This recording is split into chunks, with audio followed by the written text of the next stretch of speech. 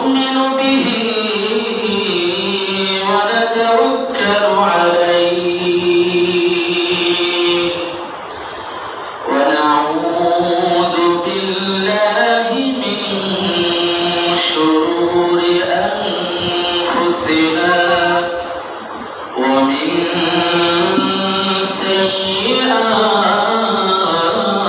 سيئات أعمالنا من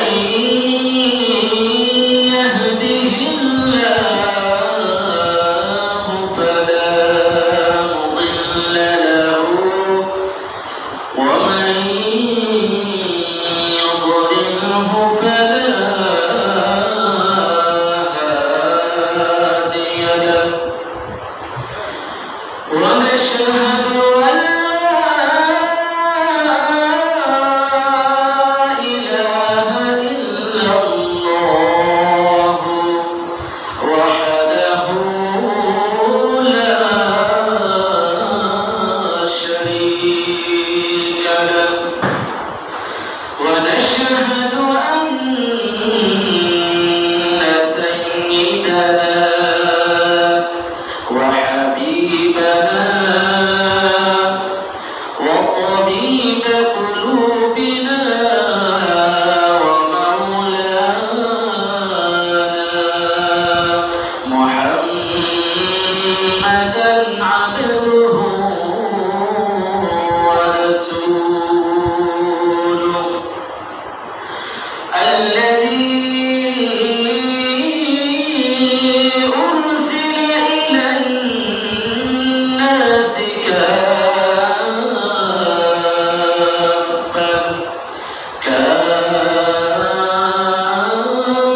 كافة بشيرا ونذيرا وداعيا إلى الله بإذنه وسراجا منيرا أما بعد فقد قال الله تعالى في كلامه المجيد وفي فرقانه الحميد أعوذ بالله من الشيطان الرجيم بسم الله الرحمن الرحيم وما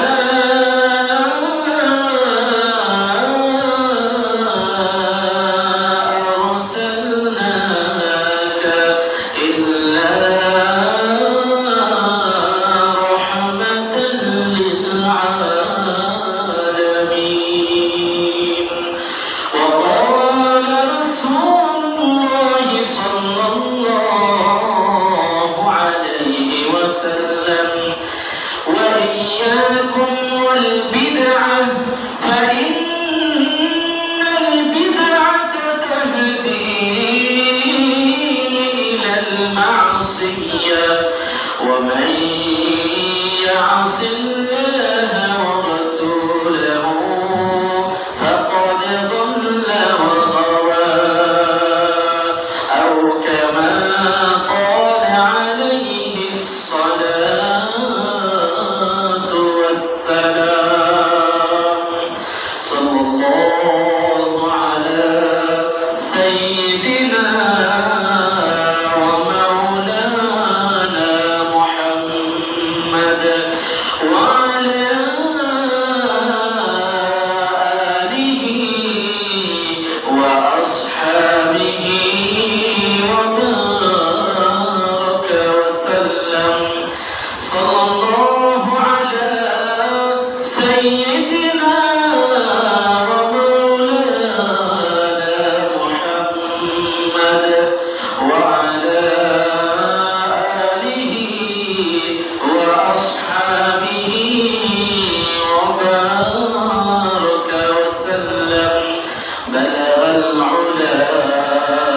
بكماله كشف الدجى بجماله حسنت جميع خصاله صلوا عليه وآله شكر بلغ العلا بكماله كشف الدجى بجماله حسنت جميع خصاله صلوا عليه وآله मुझे कुछ मिले या न मिले मोहम्मद मिले यानी वो शय जिससे अल्लाह मिले बलग अल-उला बिकमालिही कशफ الدجى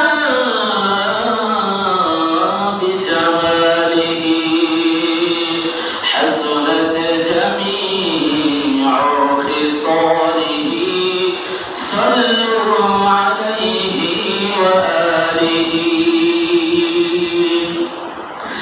ये तेरी जो नाराज थी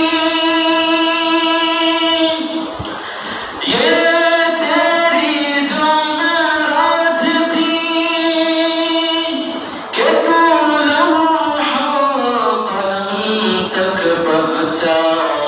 और मेरी जो मेराज है कि मैं तेरे कदम तक पहुंचा बलगल उला बिकमालिही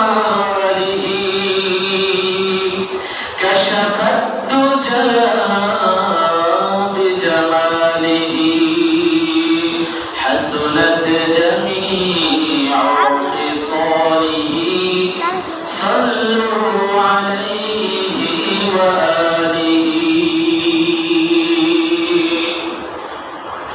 সম্মানিত মুসল্লিরা কিরাম আসসালামু আলাইকুম ওয়া রাহমাতুল্লাহি ওয়া বারাকাতুহু আপনারা সকলে কেমন আছেন আমাদেরকে ভালো রাখার মালিক কে আরো জোরে আওয়াজ দিয়ে বলতে হবে আমাদেরকে ভালো রাখার মালিক কে আমাদের হায়াতের মালিক কে আমাদের রিজিকের মালিক কে আমাদের মওতের মালিক কে আমাদের যা কিছু আছে সব কিছুর মালিক হচ্ছেন একমাত্র আল্লাহ পাক রব্বুল আলামিন এইজন্য আসুন আমরা সকলে মিলে ওই মহান আল্লাহ পাক রব্বুল আলামিনের দরবারে একবার কালিমাতুশ শুকর আদায় করি যে মহান আল্লাহ পাক রব্বুল আলামিন আমাদেরকে দুনিয়ার সমস্ত কাজকর্ম থেকে ফারেক করে দুনিয়ার সমস্ত জারি ঝামেলা থেকে মুক্ত করে আল্লাহ পাক রব্বুল আলামিন আমাদেরকে পবিত্র দিন জুমার দিন তার পবিত্র ঘর মসজিদের মধ্যে এসে কোরআন এবং হাদিস থেকে কিছু আলোচনা করার এবং কিছু আলোচনা শোনার তৌফিক দান করেছেন এই জন্য আমরা আমাদের অন্তরের অন্তঃস্থল থেকে আমাদের হৃদয়ের সমস্ত ভালোবাসাকে উজাড় করে দিয়ে আমরা আল্লাহ পাক রব্বুল আলামিনের দরবারে একবার কালিমাতুশ শুকর আদায় করি সকলে বলুন আলহামদুলিল্লাহ আমার ভাইরা আমি আপনাদের সামনে একটা আয়াত তেলাওয়াত করেছি সেই আয়াত কারিমার মধ্যে আল্লাহ পাক রব্বুল আলামিন বলেন ওয়া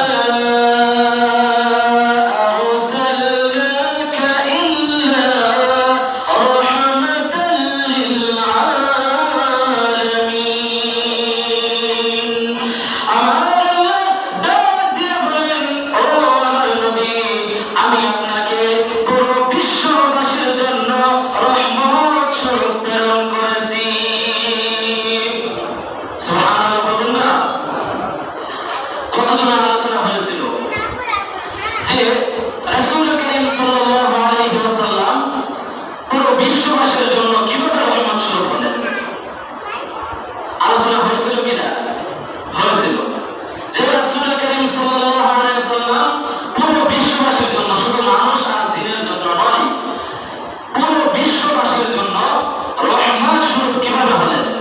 যারা হিন্দু আছে, যারা খ্রিস্টান আছে, ইহুদি, নাসারা, সবার জন্য রাসূল করিম সাল্লাল্লাহু আলাইহি ওয়াসাল্লাম রহমত কিভাবে হলেন? আল্লাহ পাক রব্বুল আলামিন যখন জান্নাত থেকে মানুষকে বের করে দুনিয়াতে পাঠিয়ে দেন, তখন মানুষ দুনিয়াতে আসার পর কি দেখলো? মানুষ দুনিয়াতে আসার পর দেখলো যে জান্নাতের মধ্যে যে পরিমাণ আরাম আর আয়েশ, যে পরিমাণ শান্তি, দুনিয়ার মধ্যে তো সেই শান্তি নাই। জান্নাতের আরাম আয়েশকে যদি 100 ভাগ করা হয়, আর তার মধ্যে থেকে 1 ভাগ আরাম আয়েশ দুনিয়ার মধ্যে নাই। তাহলে দুনিয়ার মধ্যে আছে কি? আছে তার উল্টোটা। দুনিয়ার মধ্যে আছে যত রকমের পেরেশানি, নানা রকম পেরেশানি, নানা রকম দুঃখ কষ্ট, নানা রকম ভয়ভীতি, নানা রকম বিপদ আপদ, বালা মুসিবত, অশান্তি আর অশান্তি, অশান্তি আর অশান্তি। শান্তি বলতে কিচ্ছু নাই। তখন মানুষ দুনিয়া থেকে যখন আখিরাতে চলে যায়, মৃত্যুবরণ করে আখিরাতে চলে যায়, সেখানে গিয়েও অশান্তি, জাহান্নাম। সেখানে গিয়েও কি? জাহান্নামের অশান্তি, জাহান্নামের শাস্তি। তাহলে মানুষের দুনিয়াতেও শান্তি নাই, আখিরাতেও কি নাই? শান্তি নাই। মানুষ এখন দুনিয়াতে কিভাবে শান্তি পাইতে পারে? মানুষ কিভাবে আখিরাতে শান্তি পাইতে পারে? তার পথ মানুষ খুঁজে পায় না। আল্লাহ পাক রব্বুল আলামিন সমস্ত মানুষকে একটা বিবেক দান করেছেন। এই বিবেক দ্বারা মানুষ বুঝতে পারে, সব কিছু কি করতে পারে? বুঝতে পারে কোন পথে চললে ভালো হবে, কোন পথে চললে খারাপ হবে। মানুষের বিবেক সেটা বলে দেয়। মানুষ যেন তার দুনিয়াতে কিভাবে শান্তি পাইতে পারে, মানুষ তার আখিরাতে কিভাবে শান্তি পাইতে পারে, এই পথ দেখানোর জন্য তার বিবেকই কি ছিল? যথেষ্ট ছিল। কিন্তু মানুষ তার বিবেককে কাজে লাগায় না। মানুষ তার বিবেককে কি করে না? কাজে লাগায় না। যার জন্য আল্লাহ পাক রব্বুল আলামিন অতিরিক্ত দয়া স্বরূপ, অতিরিক্ত মায়া স্বরূপ, অতিরিক্ত রহমত স্বরূপ মানুষ যেন তার দুনিয়ার জীবনে শান্তি পায়, মানুষ যেন তার আখিরাতের জীবনে শান্তি পায়, সেজন্য মানুষ তার এই দুই জাহানের শান্তির পথ যেন খুঁজে পায়, সেই পথ যেন খুঁজে পায়, সেই পথ দেখানোর জন্য আল্লাহ পাক রব্বুল আলামিন দুনিয়ার জমিনে প্রেরণ করলেন কাকে? বিশ্বনবী, আখির নবী হযরতে জনাবে মুহাম্মদুর রাসূলুল্লাহ সাল্লাল্লাহু আলাইহি ওয়াসাল্লামকে।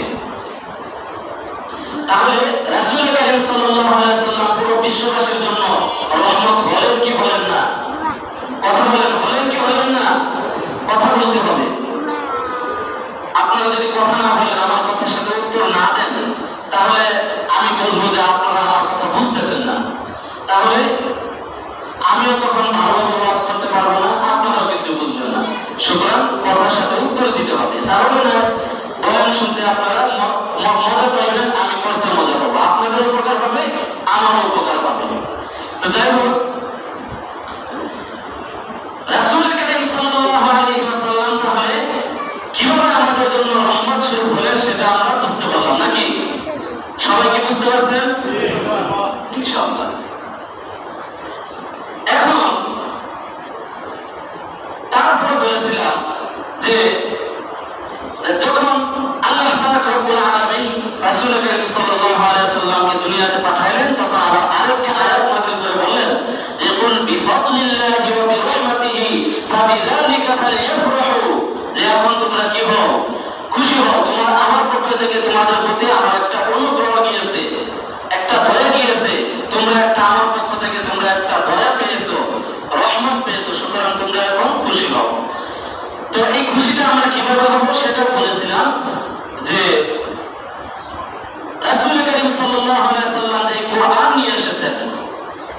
হাদিসগুলো আমাদের জন্য রেখে গিয়েছেন, সেই কোরআন এবং হাদিস যদি আমরা মানি তাহলে আমরা প্রকৃতপক্ষে আনন্দিত হতে পারবো, খুশি হব, আমরা শান্তি পাবো। আর যদি আমরা আল্লাহ পাক রব্বুল আলামিনের পবিত্র কালামুল্লাহ শরীফ আর রাসূল করিম সাল্লাল্লাহু আলাইহি সাল্লামের হাদিস যদি আমরা সঠিকভাবে পালন না করি তাহলে আমরা প্রকৃতপক্ষে শান্তি পাবো না। তাহলে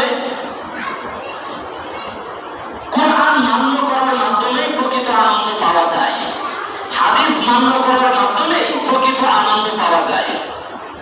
কোরআন অমান্য করার মাধ্যমে প্রকৃত আনন্দ পাওয়া যায় না, হাদিস অমান্য করার মাধ্যমে প্রকৃত আনন্দ পাওয়া যায় না। এই জন্য কোরআন হাদিস মানতে হবে, কোরআন হাদিসে যা আছে তা আপনাকে মানতে হবে, তার থেকে বেশি করা যাবে না, কমও করা যাবে না।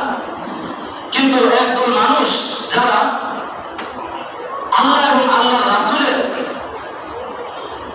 যে পথ আমাদেরকে দেখিয়েছেন, যেগুলো আমাদেরকে করতে বলেছেন সেগুলো না করে তাদের মন গড়া কিছু কাজ করে, অতীতেও করেছে এখনো করতেছে।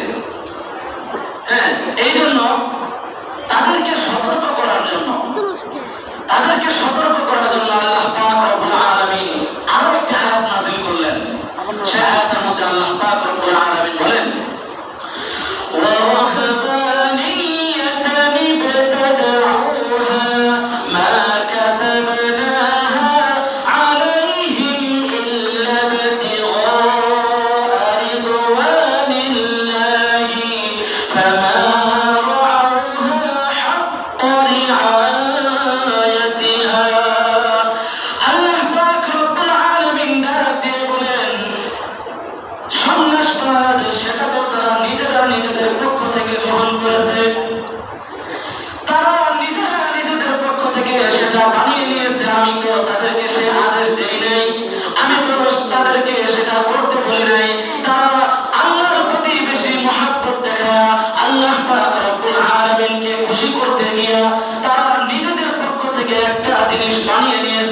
অথচ আল্লাহ পাক রব্বুল আলামিন সেটা করতে বলে নাই। কিন্তু দুঃখের বিষয় হলো তারা যেটা নিজেদের পক্ষ থেকে বানিয়ে নিয়েছে শেষ পর্যন্ত সেটাও তারা ভালোভাবে পালন করে নাই। তাহলে আল্লাহ পাক রব্বুল আলামিন যেগুলো করতে বলেছেন সেগুলো তো করে নাই, বরং নিজের পক্ষ থেকে একটা বানিয়ে নিয়েছে, নিয়ে তারপরে যেটা তারা বানাইছে সেটাও তারা কি করে নাই, পালন করে নাই।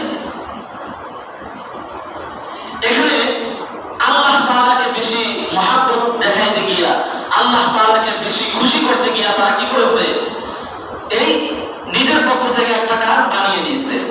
এই সম্পর্কে হযরত আশরাফ আলী থানভী রাহমাতুল্লাহি আলাইহি ওনার কিতাবের মধ্যে লেখেন যে হযরত ইব্রাহিম আলাইহিস সালাতু ওয়াস সালাম ওনার উম্মতেরা প্রথমে ছিল মুসলমান, ওনার উম্মতেরা কি ছিল, মুসলমান ছিল। তারা হযরত ইব্রাহিম আলাইহিস সালাতু ওয়াস সালামকে অনেক পরিমাণে মহব্বত করত, ইশক পর্যায়ে মহব্বত করত। কোন পর্যায়ে? ইশক পর্যায়ে মহব্বত করত হযরত ইব্রাহিম আলাইহিস সালাতু ওয়াস সালামের উম্মতেরা। তো তারা প্রথমে ছিল মুসলমান, তারা এক আল্লাহর ইবাদত করত। কিন্তু যখন হযরত ইব্রাহিম আলাইহিস সালাতু ওয়াস সালাম মৃত্যুবরণ করলেন, তারপর ইব্রাহিম আলাইহিস সালাতু ওয়াস সালাম মৃত্যুবরণ করার পর তার উম্মতেরা ইব্রাহিম আলাইহিস সালাতু ওয়াস সালামের প্রতি তাদের অনেক মহব্বত ছিল, ইশক পর্যায়ের মহব্বত ছিল, যার কারণে ওনার বিরহ ব্যথায় কাতর হয়ে পড়লেন। আমাদের সমাজে যখন আমাদের বেশি মহব্বতের একজন মানুষ মৃত্যুবরণ করে তখন আমরা কি হয়ে যাই, আমাদের কোনো হুঁশ থাকে না। ঠিক সেরকম ভাবে ইব্রাহিম আলাইহিস সালাতু ওয়াস সালামের উম্মতেরা তাকে বেশি মহব্বত করতেন, যার কারণে উনি মৃত্যুবরণ করার পর ওনার উম্মতেরা তার বিরহ ব্যথায় কাতর হয়ে পড়লেন, সবাই পাগল হয়ে গেলেন, কি করবে। এমন সময় একজন লোক এসে তাদেরকে বলল, ও ইব্রাহিম আলাইহিস সালাতু ওয়াস সালামের উম্মতেরা, তোমরা তো ইব্রাহিম আলাইহিস সালাতু ওয়াস সালাম এর বিরহ ব্যথায় কাতর হয়ে পড়েছো, কিন্তু আমি হযরত ইব্রাহিম আলাইহিস সালাতু ওয়াস সালাম এর মতো হুবহু একটা ছবি তৈরি করে দিব, যে ছবি দেখে তোমরা আমাদের দুইটা চোখকে জোড়াইবা। এইভাবে যখন একটা লোক হযরত ইব্রাহিম আলাইহিস সালাতু ওয়াস সালামের উম্মতদেরকে বললেন যে আমি তোমাদেরকে একটা ছবি এঁকে দিব ঠিক ইব্রাহিম আলাইহিস সালাতু ওয়াস সালামের মতো। তখন হযরত ইব্রাহিম আলাইহিস সালাতু ওয়াস সালামের উম্মতেরা ভাবলো তাহলে তো ভালোই হয়, ঠিক আছে তুমি একটা ছবি বানাও। তারপর ওই লোকটা হযরত ইব্রাহিম আলাইহিস সালাতু ওয়াস সালামের মতো হুবহু একটা ছবি তৈরি করলেন। তারপর হযরত ইব্রাহিম আলাইহিস সালাতু ওয়াস সালামের উম্মতেরা ওই ছবিটাকে দেখে দেখে তাদের অন্তরকে সিক্ত করতে লাগলো আর তাদের দুইটি চোখকে জোড়াইতে লাগলো। এইভাবে তারা তাদের যে ঘর ছিল, মসজিদ ছিল, সেই মসজিদের মধ্যে সেই ছবিটাকে টানিয়ে রাখলো। আর বিভিন্ন প্রান্ত থেকে, দুনিয়ার আনাচে কানাচে থেকে বিভিন্ন ধরনের মানুষ এখানে আসলো আর তাই সেই ছবিকে দেখে তাদের মনকে শান্ত করতে লাগলো আর তাদের দুই চোখকে জোড়াতে লাগলো। এইভাবে যখন চলতে লাগলো, কিছুদিন পর যখন ওই ইব্রাহিম আলাইহিস সালাতু ওয়াস সালামের উম্মতেরা মৃত্যুবরণ করলো, তারপর তারা মৃত্যুবরণ করার পর তার ছেলে মেয়েরা, তার ছেলে, তার নাতিরা, তারা সকলে মিলে ওই ছবিটা একটু উন্নতি সাধন করলো। কি করলো? উন্নতি সাধন করলো। ওই লোকটা কি করেছিল? একটা ছবি বানিয়ে দিয়েছিল। এখন ইব্রাহিম আলাইহিস সালাতু ওয়াস সালামের উম্মতেরা যখন মৃত্যুবরণ করলো, তাদের যে ছেলে আছে, তাদের যে নাতিরা আছে, তারা এই ছবিটাকে একটু উন্নত সাধন করলো। কিভাবে? তারা এই ছবির মতো হুবহু মাটি দিয়ে একটা মূর্তি তৈরি করলো। কি তৈরি করলো? একটা মূর্তি তৈরি করলো। একটা মূর্তি তৈরি করার পর ওই ইব্রাহিম আলাইহিস সালাতু ওয়াস সালামের উম্মতের ছেলেরা আর নাতিরা তারা ওই মূর্তিটাকে সম্মানের নিয়তে সিজদা করতে লাগলো। কি করতে লাগলো? সম্মানের নিয়তে সিজদা করতে লাগলো। সেই সময়ে সম্মানের নিয়তে সিজদা করা জায়েজ ছিল। আপনারা জানেন কি জানেন না? আমাদের নবী, বিশ্ব নবী হযরত মুহাম্মদুর রাসূলুল্লাহ সাল্লাল্লাহু আলাইহি ওয়াসাল্লামের আগে যত নবী রাসূল ছিল, সকলের শরীয়তের মধ্যে সকলের উম্মতের জন্য একজন আরেকজনকে সম্মানের নিয়তে সিজদা দেওয়া জায়েজ ছিল।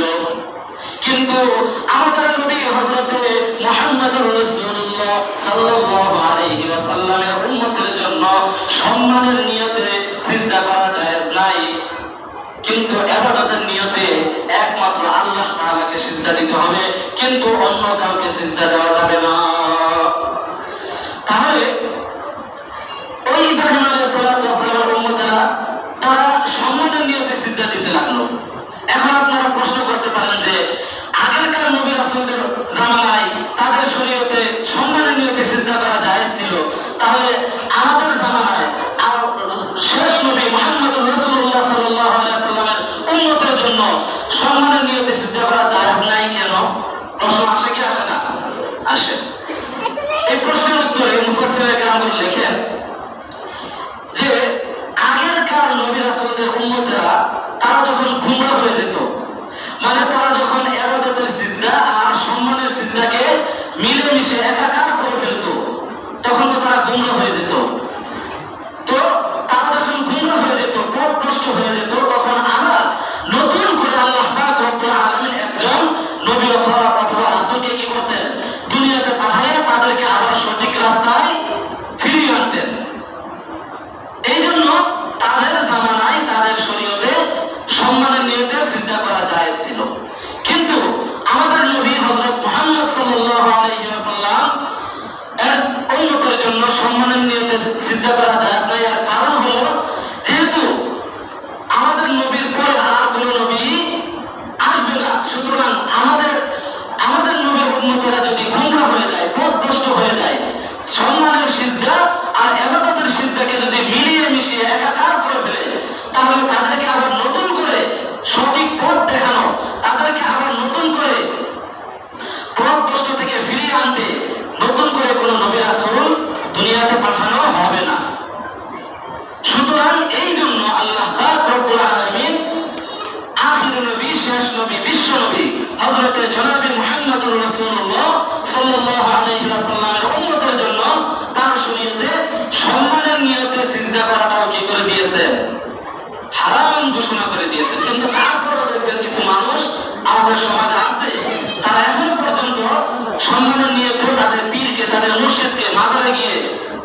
সম্মানের নিয়তে কি করে সিজদা করে। ভাই এটা আমার নিজের চোখে দেখা।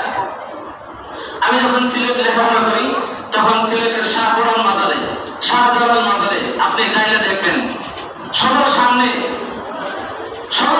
একটু পর পর সিজদা করতেছে, মাজারে গিয়ে সিজদা করতেছে। নাউজুবিল্লাহ বলবেন না। তো এই জন্য আমাদের শরীয়তে আমাদের জন্য সম্মানের নিয়তে সিজদা করাটাও কি করা হয়েছে? হারাম ঘোষণা করা হয়েছে। সুতরাং আমরা এখন থেকে নিয়ত করে, আমরা ওয়াদা করি, আমরা এখন থেকে নিয়ে কোনোদিনও আমরা সম্মানের নিয়তে কাউকে সিজদা করব না ইনশাআল্লাহ। আমার ভাইরা, আমার বন্ধুরা, বলতেছিলাম হযরত ইব্রাহিম আলাইহিস সালাতু ওয়াস সালাম এর উম্মতেরা ওই ছবির মতো করে একটা মূর্তি বানাইলো আর তারা সম্মানের নিয়তে সেটাকে সিজদা করতে লাগলো। তখনও পর্যন্ত কিন্তু তারা শিরকে লিপ্ত হয় নাই, ঠিক কিনা? তখনও পর্যন্ত তারা শিরকে লিপ্ত হয় নাই। কিন্তু তারা যখন মৃত্যুবরণ করলো, তারা মৃত্যুবরণ করার পর তাদের ছেলে মেয়েরা যখন থাকলো, তাদের ছেলেরা, তাদের নাতিরা, তখন তারা এই মূর্তিটাকে তারা ইবাদতের নিয়তে সিজদা করতে লাগলো। কারণ তারা তো জানতো না যে তাদের পিতারা, তাদের দাদারা কোন নিয়তে তারা সিজদা করতো। তাদের মনের খবর তারা জানতো না। তারা তো মনে করেছে যে তারা ইবাদতের নিয়তে সিজদা করেছে। এই জন্য তারা কি করলো? তারা তখন আর সম্মানের নিয়তে সিজদা করলো না, তারা তখন ইবাদতের নিয়তে মূর্তিকে সিজদা করতে লাগলো। এইখান থেকে শুরু হলো কি? মূর্তি পূজা। এইখান থেকে শুরু হয়ে গেল কি? মূর্তি পূজা। এই জন্য যারা মূর্তি পূজা করে তাদেরকে ব্রাহ্মণ বলা হয়। কি বলা হয়? ব্রাহ্মণ বলা হয়। তো আমার ভাইরা, আমার বন্ধুরা, এই জন্য বেশি মহাব্বত এটা দেখানো যাবে না। বেশি মহাব্বত দেখানোর কোনো প্রয়োজন নাই। অতিরিক্ত সবকিছুই সমস্যা, অতিরিক্ত সবকিছুই সমস্যা। যেমন মনে করেন আপনার একটু অসুস্থতা হয়েছে, আপনি একটু অসুস্থ হয়ে পড়ছেন, আপনি গেছেন একটা ডাক্তারের কাছে। ডাক্তারের কাছে যাওয়ার পর ডাক্তার আপনাকে ওষুধ লিখে দিয়েছে 7 দিনের। প্রত্যেক দিন রাতে একটা করে ওষুধ খাইবেন, প্রত্যেক দিন রাতে একটা করে ট্যাবলেট খাইবেন। কতদিন? 7 দিন। তাহলে ডাক্তার বলছে তাহলে আপনি যদি 7 দিন নিয়মিত এইভাবে ওষুধ খান তাহলে আশা করি আল্লাহ পাক আপনার অসুস্থতাকে সুস্থতা দান করে দিবেন। তো এখন লোকটা বাড়িতে আসছে, আসার পর রাত্রে যখন একটা ট্যাবলেট খাবে তখন মনে মনে চিন্তা করতেছে যে ডাক্তার তো বলছে যে প্রত্যেকদিন একটা করে 7টা খাইলে 7 দিনের 7টা যদি খাই তাহলে আমার অসুস্থতা ভালো হয়ে যাবে। তাহলে কি দরকার আছে 7 দিনে 7টা খাওয়া? 7টা দিন আমার কষ্ট করতে হবে, 7 দিন লাগবে আমার অসুখ ভালো হইতে। 7 দিন তো ভালো হইতে গেলে আমার অনেক কষ্ট হবে। তাহলে কি দরকার আছে? তাহলে 7টা ট্যাবলেট আমি আজকে একবারেই খাই দিই, তাহলে একবারে ওর অসুখ কি হয়ে যাবে? ভালো হয়ে যাবে। বলেন, যদি এইভাবে কেউ খায় তাহলে কি অসুখ ভালো হবে না আরো বাড়বে? আরো বেড়ে যাবে। তাহলে অতিরিক্ত কোনো কিছুই ভালো না। আর একটা উদাহরণ দিই আপনাদেরকে। মনে করেন একটা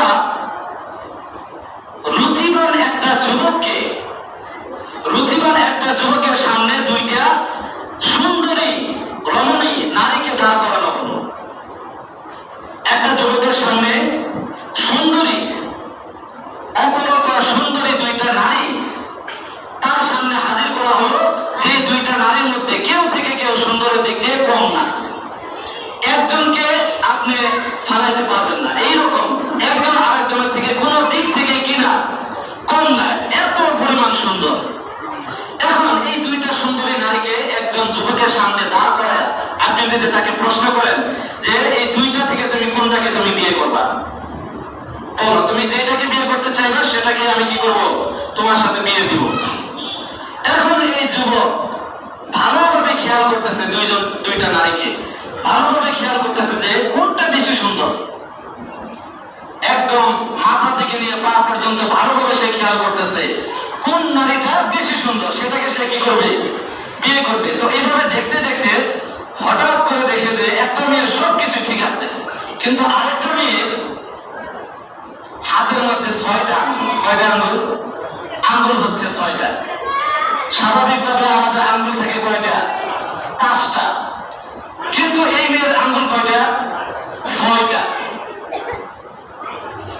তখন আপনারাই বলেন, আপনাদেরকে প্রশ্ন করে, তখন ওই যুবক কোন নারীটাকে পছন্দ করবে? কথা বলুন সবাই, কোনটাকে পছন্দ করবে? যে নারীর হাতে 5 আঙ্গুল আছে। তাহলে এখন আমার প্রশ্ন হলো আপনাদের কাছে, ওই মহিলার হাতে তো 6টা আঙ্গুল আছে, 5টা থেকে 6 বেশি, তাহলে আপনি সেটাকে পছন্দ কেন করলেন না? ওটা তো বেশি, কেন পছন্দ করলেন না? বুঝতে হবে, অতিরিক্ত কোনো কিছুই কিনা ভালো না, অতিরিক্ত কোনো কিছুই ভালো না। এই জন্য রাসূল করিম সাল্লাল্লাহু আলাইহি ওয়াসাল্লামের প্রতি বেশি মহব্বত দেখানো যাবে না, আল্লাহ পাক রব্বুল আলামিনের প্রতি বেশি মহব্বত দেখানো যাবে না, অতিরিক্ত কোনো কিছুই করা যাবে না। আল্লাহ পাক রব্বুল আলামিন যতটুকু বলেছেন ততটুকুই করতে হবে। রাসূল করিম সাল্লাল্লাহু আলাইহি ওয়াসাল্লাম যতটুকু বলেছেন ততটুকুই করতে হবে, তার থেকে একটু বেশিও করা যাবে না, তার থেকে একটু কমও করা যাবে না। কিন্তু দেখবেন আমাদের সমাজে কিছু মানুষ আছে, তারা নিজেদেরকে আশিকে রাসূল হিসেবে দাবি করে, তারা নিজেদেরকে আশিকে রাসূল হিসেবে দাবি করে, তারা নিজেদেরকে দাবি করে যে আমরা রাসূল করিম সাল্লাল্লাহু আলাইহি ওয়াসাল্লামকে অনেক পরিমাণে মহব্বত করি। কি করে? অনেক পরিমাণে মহব্বত করি, ভালোবাসি। শুধু কি এটা মুখে বললে হবে? বলেন না, হবে না। আল্লাহ পাক রব্বুল আলামিন প্রকৃতপক্ষে আশিকে রাসূল কে? প্রকৃতপক্ষে কে আল্লাহ তাআলাকে বেশি ভালোবাসে? প্রকৃতপক্ষে কে রাসূল করিম সাল্লাল্লাহু আলাইহি ওয়াসাল্লামকে বেশি মহব্বত করে? সেটা বলে দিয়েছেন কে? আল্লাহ। আল্লাহ পাক রব্বুল আলামিন বলেন, কুল ইন কুনতুম তুহিব্বুনাল্লাহ ফাত্তাবিউনি ইউহিব্বুকুমুল্লাহু ওয়া ইয়াগফির লাকুম যুনুবাকুম ওয়াল্লাহু গফুরুর রহিম। আল্লাহ পাক রব্বুল আলামিন ডাকতে বলেন, হে আমার নবী, আপনি বিশ্ববাসী সকলকে আপনি জানিয়ে দেন যে যদি তারা আমাকে ভালোবাসে তাহলে তারা যেন ফাত্তাবিউনি, তারা যেন আপনাকে অনুসরণ করে। কাকে অনুসরণ করে? আপনাকে অনুসরণ করে। আর যদি আপনাকে তারা অনুসরণ করে তাহলে আমি তাদেরকে ভালোবাসবো। তাহলে আমি কি করব? তাদেরকে ভালোবাসবো। অর্থাৎ আল্লাহ পাক রব্বুল আলামিন বলেন, হে নবী, আপনি সকল মানুষকে জানায় দেন যে তারা যদি আমি আল্লাহকে ভালোবাসে তাহলে তারা যেন আপনাকে অনুসরণ করে, আর তারা যদি আপনাকে অনুসরণ করে তাহলে আমি আল্লাহ তাদেরকে ভালোবাসবো। অন্য একটি হাদিসের মধ্যে রাসূল করিম সাল্লাল্লাহু আলাইহি ওয়াসাল্লাম বলেন, মান আহাব্বা সুন্নতি ফাকাদ আহাব্বানি ওয়া মান আহাব্বানি কানা মাইয়া ফিল জান্নাহ। রাসূল করিম সাল্লাল্লাহু আলাইহি ওয়াসাল্লাম বলেন, মান আহাব্বা সুন্নতি, যারা আমার সুন্নাতকে ভালোবাসে, ফাকাদ আহাব্বানি, তারা যেন আমাকে ভালোবাসে। তারা যেন কাকে ভালোবাসে? আমাকে ভালোবাসে। যারা আমার সুন্নাতকে ভালোবাসে তারা যেন আমাকেই ভালোবাসে। ওয়া মান আহাব্বানি, আর যারা আমাকে ভালোবাসে, কানা মাইয়া ফিল জান্নাহ, তারা হাশরের ময়দানে পরকালে গিয়ে তারা আমার সাথে জান্নাতে থাকবে। এই জন্য ভাইরা আমার, বন্ধুরা আমার, আমাদের সমাজে যারা নিজেদেরকে আশিকে রাসূল হিসেবে দাবি করে তাদের মধ্যে আগে দেখতে হবে তাদের মধ্যে সুন্নাত আছে কিনা। তাদের মধ্যে কি আছে? সুন্নাত আছে কিনা। কারণ আল্লাহ পাক রব্বুল আলামিন বলেছেন, যদি তোমরা আমাকে ভালোবাসো তাহলে রাসূলকে অনুসরণ করতে হবে। আমার রাসূল করিম সাল্লাল্লাহু আলাইহি ওয়াসাল্লাম বলেছেন, যদি তোমরা আমার সুন্নাতকে ভালোবাসো তাহলে আমাকে তোমরা কি করলা? ভালোবাসলা। সুতরাং এখান থেকে বোঝা যাইতেছে রাসূল করিম সাল্লাল্লাহু আলাইহি ওয়াসাল্লামের সুন্নাতকে কি করতে হবে? যথাযথভাবে পালন করতে হবে। সব জায়গায়, সর্বক্ষেত্রে, আমাদের জীবনের চলতে ফিরতে উঠতে বসতে সর্ব জায়গায় পালন করতে হবে রাসূল করিম সাল্লাল্লাহু আলাইহি ওয়াসাল্লামের সুন্নাহ। রাসূল করিম সাল্লাল্লাহু আলাইহি ওয়াসাল্লামের সুন্নাহ অনুযায়ী আমাদের জীবনকে পরিচালনা করতে হবে। যদি আমরা রাসূল করিম সাল্লাল্লাহু পারি, তাহলে আমরা প্রকৃতপক্ষে আশিকে রাসূল। জোরে ঠিক কিনা? তাহলে কেউ যদি বলে যে আমি একজন পাক্কা সাচ্চা একজন আশিকে রাসূল, প্রকৃতপক্ষে খাঁটি একজন আশিকে রাসূল, আমি রাসূল করিম সাল্লাল্লাহু আলাইহি ওয়াসাল্লামকে অনেক পরিমাণে ভালোবাসি, তাহলে তাকে আগে দেখবেন সে আসলে কি খাঁটি আশিকে রাসূল কিনা, সেটা পরীক্ষা করতে হবে। দেখতে হবে যে তার মধ্যে সুন্নাত আছে কিনা। জোরে ঠিক কিনা? তার মধ্যে সুন্নাত আছে কিনা। তো দেখবেন তার মধ্যে সুন্নাত আছে কিনা, দেখবেন তার মাথায় টুপি আছে কিনা, হ্যাঁ, তার মুখের মধ্যে দাড়ি আছে কিনা, হ্যাঁ, তার পরনে পাঞ্জাবি আছে কিনা, তার পকেটে টিস্যু আছে কিনা, তার পকেটে মেসওয়াক আছে কিনা, এগুলো দেখবেন। যদি এগুলো পান তাহলে বুঝবেন যে সে আসলে কি একজন প্রকৃতপক্ষে আশিকে রাসূল।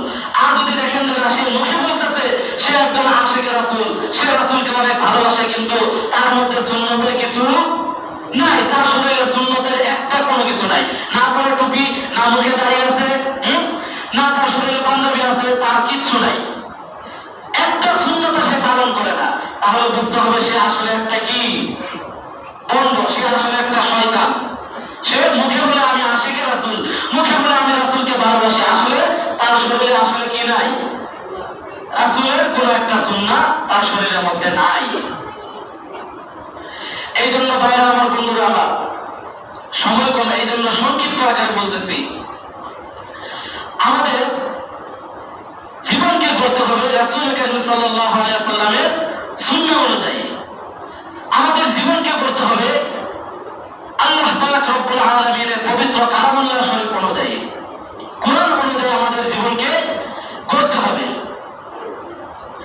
এই জন্য হযরত আশরাফ আলী থানভী রাহমাতুল্লাহি আলাইহি তার কিতাবের মধ্যে বলেন যে যদি কেউ খাঁটি আশিকে রাসূল হয়ে থাকে তাহলে তার ভিতরে সুন্নাহ থাকবে, আর যদি তার ভিতরে সুন্নাহ না থাকে তাহলে আসলে প্রকৃতপক্ষে তার এই ভালোবাসাটা, সে যে রাসূলকে ভালোবাসে মুখে বলতেছে, তার এই ভালোবাসাটা একটা বিকৃত ভালোবাসা। একটা কি ভালোবাসা? বিকৃত ভালোবাসা। দেখেন, আমরা যখন ঈমান আনি, ঈমান আনার সময় শর্ত হচ্ছে তিনটা। ঈমানের শর্ত কয়টা? তিনটা। একটা হচ্ছে তাসদীক বিল জানান, অর্থাৎ অন্তর দ্বারা বিশ্বাস করতে হবে। অন্তর দ্বারা বিশ্বাস করতে হবে যে আল্লাহ পাক রব্বুল আলামিন ছাড়া আর কোনো কি নাই, মাবুদ নাই, উপাস্য নাই। হ্যাঁ, হযরতে মুহাম্মদুর রাসূলুল্লাহ সাল্লাল্লাহু আলাইহি ওয়াসাল্লাম আল্লাহ তাআলার বান্দা এবং রাসূল, এটা অন্তর দ্বারা কি করতে হবে? বিশ্বাস করতে হবে। দুই নম্বরে তাসদীক বিল জানান, অর্থাৎ দুই নম্বরে মুখ দ্বারা সেটাকে বলতে হবে, প্রকাশ করতে হবে। মুখ দ্বারা কি করতে হবে? বলতে হবে যে আমি আল্লাহ পাক রব্বুল আলামিনকে এক মানি, দ্বিতীয় মানি না, আল্লাহ ছাড়া কোনো মাবুদ নাই, হযরত মুহাম্মদ সাল্লাল্লাহু আলাইহি ওয়াসাল্লাম আল্লাহ তাআলার বান্দা এবং রাসূল, এটা মুখে কি করতে হবে? বলতে হবে। দ্বিতীয়ত ইকরার বিল লিসান, আমাল বিল আরকান, সেটাকে আমলের দ্বারা দেখিয়ে দিতে হবে। সেটাকে কি করতে হবে? আমলের দ্বারা দেখিয়ে দিতে হবে। অর্থাৎ আপনি যে মুসলমান, আপনি যে কালিমা পড়ছেন, সেটা আপনাকে দেখিয়ে দিতে হবে নামাজের মাধ্যমে। আপনাকে নামাজ পড়তে হবে, আপনাকে রোজা রাখতে হবে, আপনাকে যাকাত দিতে হবে, হজ করতে হবে, আল্লাহ তাআলার আদেশ আপনাকে মানতে হবে। সুতরাং কাজের মাধ্যমে সেটাকে কি করতে হবে? দেখিয়ে দিতে হবে। তাহলে আমরা পেলাম তিনটা। কয়টা? তিনটা। এক নম্বর হচ্ছে অন্তর দ্বারা বিশ্বাস করা, দ্বিতীয় হচ্ছে মুখ দ্বারা সেটাকে বলা, তৃতীয় হচ্ছে সেটাকে আমলের মাধ্যমে দেখিয়ে দেওয়া। ঠিক তেমনি ভাবে কেউ যদি আশিকে রাসূল হিসেবে নিজেকে দাবি করে তাহলে তাকে তিনটা জিনিস করতে হবে। তিনটা জিনিস কি করতে হবে? করতে হবে। এক নম্বর হচ্ছে অন্তর থেকে রাসূল করিম সাল্লাল্লাহু আলাইহি ওয়াসাল্লামকে ভালোবাসতে হবে। রাসূল করিম সাল্লাল্লাহু আলাইহি ওয়াসাল্লাম অন্য একটা হাদিসের মধ্যে বলেন যে লা ইউমিনু আহাদুকুম হাত্তা আকুনা আহাব্বা ইলাইহি মিন ওয়ালিদিহি ওয়া ওয়ালাদিহি ওয়ান নাসি আজমাইন। যে রাসূল করিম সাল্লাল্লাহু আলাইহি ওয়াসাল্লামকে ভালোবাসতে হবে সব কিছু থেকে বেশি। নিজের সন্তান, নিজের স্ত্রী, নিজের ধন সম্পদ, বেশি ভালোবাসতে হবে কাকে? জোরে আওয়াজ দিয়ে বলতে হবে কাকে? রাসূল সাল্লাল্লাহু আলাইহি ওয়াসাল্লামকে। সুতরাং কেউ যদি নিজেকে আশিক রাসূল হিসেবে দাবি করে তাহলে দেখবেন তার মধ্যে তিনটা জিনিস আছে কিনা। তার মধ্যে তিনটা জিনিস থাকতে হবে। এক নম্বর হচ্ছে অন্তর থেকে সত্যিই রাসূল কারীম সাল্লাল্লাহু আলাইহি ওয়াসাল্লামকে মহব্বত করতে হবে, ভালোবাসা থাকতে হবে। দ্বিতীয়ত সেটাকে মুখ দ্বারা বলতে হবে, যেরকম আমাদের সমাজের কিছু মানুষ মুখ দ্বারা বলে যে আমি একজন কি পাক্কা একজন আশিক রাসূল, মুখ দ্বারা আমাদের সমাজে কিছু মানুষ বলে, এটা করতে হবে।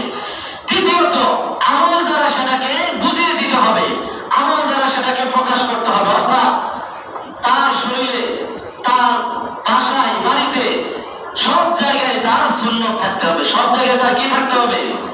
সুন্নত থাকতে হবে।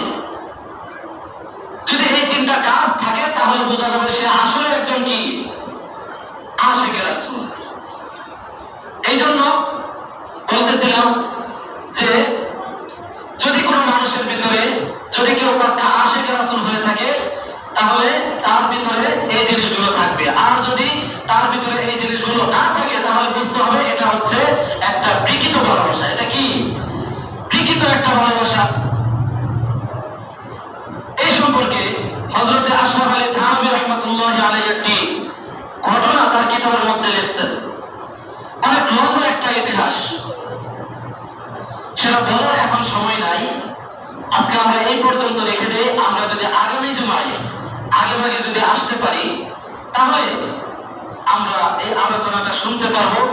আর আল্লাহ পাক রব্বুল আলামিন আমাদেরকে সকলকেই আগামী জুমা পর্যন্ত হায়াত লম্বা করে দেন। সকলে বলুন আমিন। আল্লাহ পাক রব্বুল আলামিন আমরা যা কিছু বললাম, যা কিছু শুনলাম তার উপরে আরো ভালোভাবে জেনে বুঝে আমল করার তৌফিক দান করেন। সকলে বলুন আমিন।